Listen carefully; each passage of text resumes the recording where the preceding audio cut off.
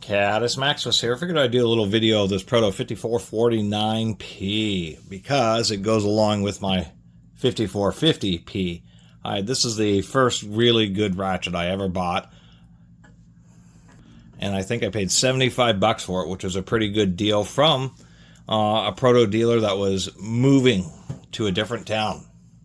I knew there was a tool shop and they sold Proto tools, but it was always like retail, and they were like they were an industrial supply that was willing to sell to the public type of situation.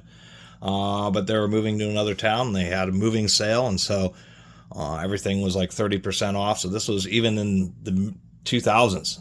This long one was over $100. So recently, at my favorite old school tool shop for 20 bucks, saw this. It instantly recognized the head from this one, although it has slightly different screws that are a little bit more flattened out.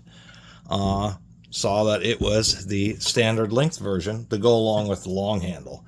And I think these Proto ratchets have some of the best handles out there. I really just like the rounded end.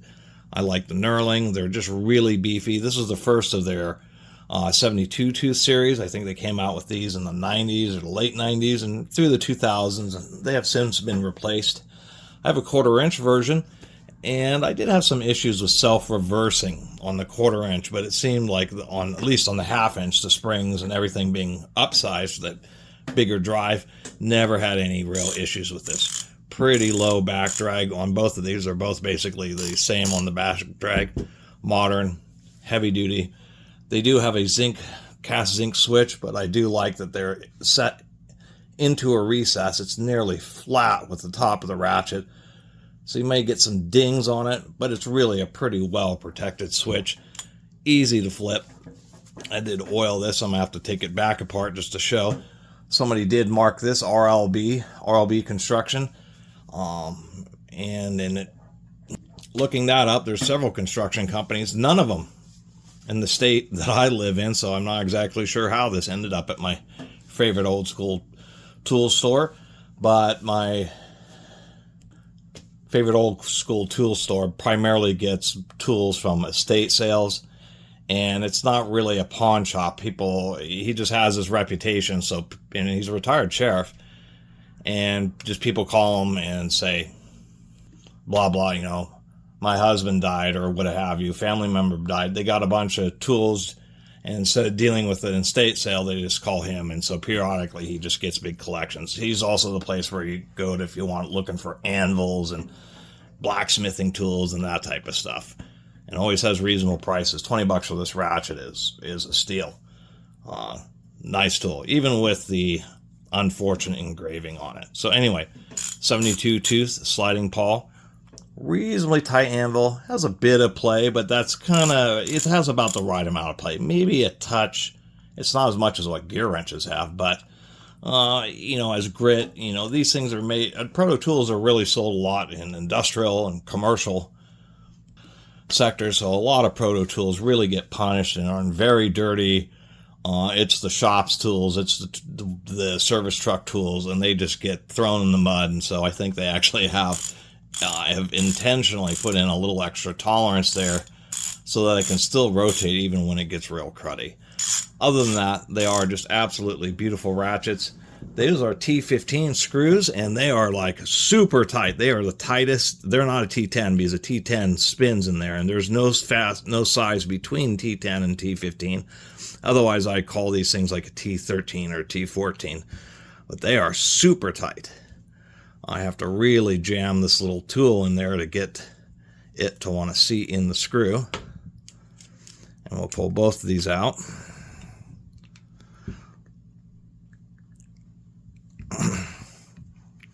Really a little bit worried about stripping it out, but I'm just got to make sure to force it in there well enough. Come on.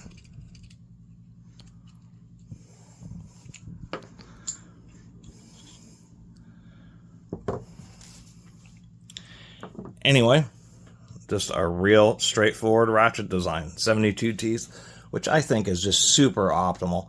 You get plenty fine teeth, plenty low handle motion, but then you still have, the tooth size, it still has a decent cross section and ought to last a reasonable amount of time.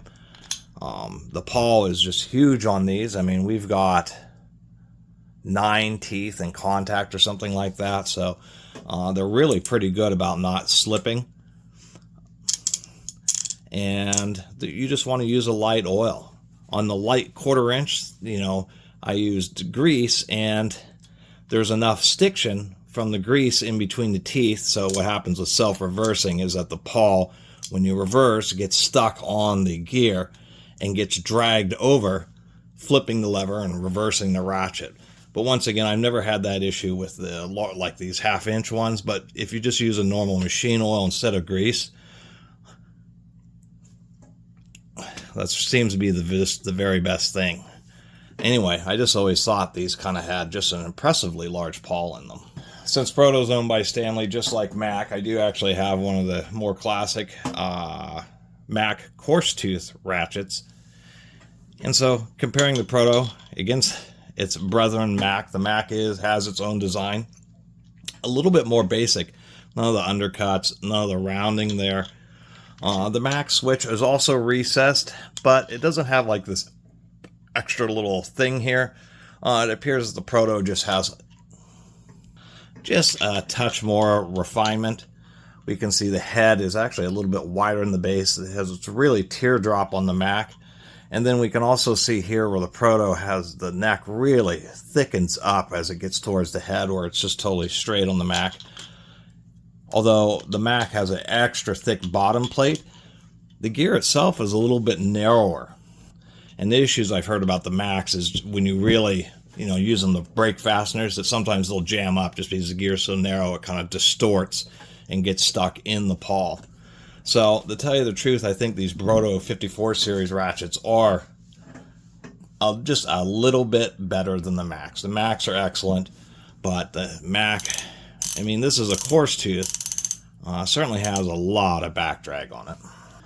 So anyway, these were always distinctive because they just have the big Proto right on the head, and then they say USA Professional on the bottom plate. Surprisingly enough, they don't have the, inspect and clean on the bottom plate like many ratchets do. The only other thing that's a slight difference is for some reason this one has a little B stamped into it where this one does not. And I don't know if that is designating that maybe this is a 2nd generation one, or exactly what's going on there. But otherwise, if you ever run into one of these, pretty distinctive switch, and once again the distinctive Proto logo, as long as it doesn't seem like it's stripped out or just rusted to a fine powder of iron oxide, I would definitely go for them. They're definitely a contender of being one of the best ratchets that you can possibly get, especially on the long handle. Just an absolute beast of a long handle ratchet. And that mechanism and a standard handle, this is a ratchet I'm sure would, if you use cheater bars on it, hit it with hammers, I'm sure it's one of the few ratchets that would, at least for a while, stand up to that kind of abuse. Really do like these Protos, and so when I got this 5449P to go along with my 5450P, I decided I had to make a video about it, just to kind of bring attention back to these 54 series ratchets, which, at least as far as the world of Proto ratchets, they're notorious swing pawl, the most copied ratchet design in the world. Super simple, super low back drag, and I complain about it and I get lots of comments. It seems about every week in a video or another that I made about or talked about Proto swing pawl ratchets, people chime in and talk about how they've had them forever and how they love them. But if you love a Proto swing pawl ratchet, try one like this. These are the premium Protos. Anyway, thanks for watching.